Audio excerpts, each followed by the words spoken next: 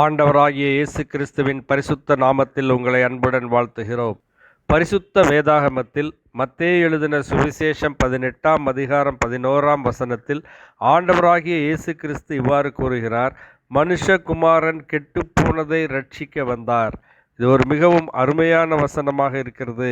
மனுஷகுமாரனாகிய ஆண்டவராகிய இயேசு கிறிஸ்து ஏன் இந்த உலகத்திற்கு வந்தார் என்ற கேள்விக்கு ஒரு உத்தமமான உண்மையான பதிலாக இருக்கிறது. கெட்டுப்போனதை ரட்சிக்க வந்தார். கெட்டுப்போனது என்று இங்கே அவர் கூறுவது பாவத்தில் விழுந்து போன மனுக்குலத்தை சுட்டி காட்டுகிறது. தேவனை விட்டு தூரமாய், பாவத்தின் காரணமாக தேவனை விட்டு விலகி தூரமாய் போன மனுக்குலத்தை.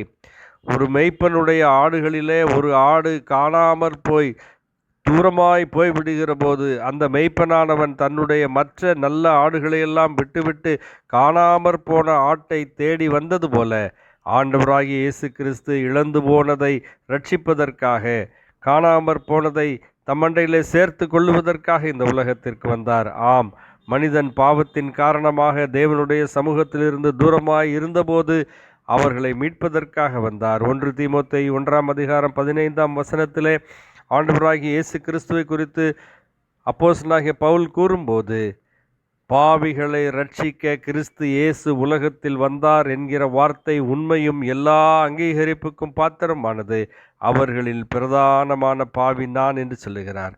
அருமையானவர்களே, இன்றைக்கு ஆண்டவராகிய இயேசு கிறிஸ்து நம்முடைய பாவங்களை எல்லாம் தன் பேரில் ஏற்றுக்கொண்டு கல்வாரி சிலுவையிலே மனுக்குலத்தின் பாவத்துக்கு வரவேண்டிய தண்டனையை அவர் ஏற்று சிலுவையிலே பாடுகளை சகித்து, அவமானங்களை சகித்து, நிந்தைகளை சகித்து, மரித்து அடக்கம் பண்ணப்பட்டு 3ஆம் நாள் உயிர் தெழுந்து பாவ மன்னிப்பை உண்டு பண்ணி வைத்திருக்கிறார்.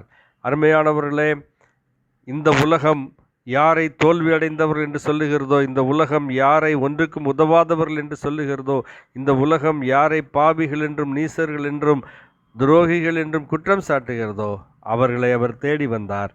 அவர்களுடைய பாவங்களை மன்னித்து அவர்களை தேவனோடு கூட ஒப்புரவாக்கி தம்மோடு சேர்த்து கொள்ளும்படியாக வந்தார். நான் நீதிமான் என்று சொல்லுகிறவனுக்கு இந்த செய்தி தேவையில்லை. ஆனால் ஒரு மனிதன் தன்னுடைய பாவங்களை, தன்னுடைய குற்றங்களை உணர்கிற போது தேவனுக்கு முன்பாக பரிசுத்தமும் நீதியும் நிறைந்த தேவனுக்கு முன்பாக எந்த ஒரு மனிதனும் நீதிமான் இல்லை என்று வேதம் சொல்லுகிறது. அருமையானவர்களே, தன்னுடைய பாவங்களை உணர்கிற மனிதன் தான் பாவி என்பதை உணர்ந்து தேவனிடத்திலே வரும்போது அவர் அவனை சேர்த்து கொள்ளுகிறதற்கு ஆவலுள்ளவராக இருக்கிறார். காணாமற் போன ஆட்டை தேடி கண்டுபிடிக்கிற மெய்ப்பன் சந்தோஷப்படுகிறதைப் போல மனம் திரும்புகிற ஒரு பாவி நிமித்தம் பரலோகத்திலே மிகுந்த சந்தோஷம் காணப்படும் என்று வாசிக்கிறோம். நீங்களும் மனம் திரும்பி ஆண்டவராகிய இயேசு கிறிஸ்து அருளுகிற இந்த பாவ மன்னிப்பை பெற்றுக்கொண்டு தேவனோடு ஒப்புரவாக ஆண்டவராகிய இயேசு கிறிஸ்து உங்களுக்கு கிருபை அருள வேண்டும் என்பதே உங்களுக்காக நாங்கள் செய்யும் பிரார்த்தனையாயிருக்கிறது. ஆமேன். நன்றி.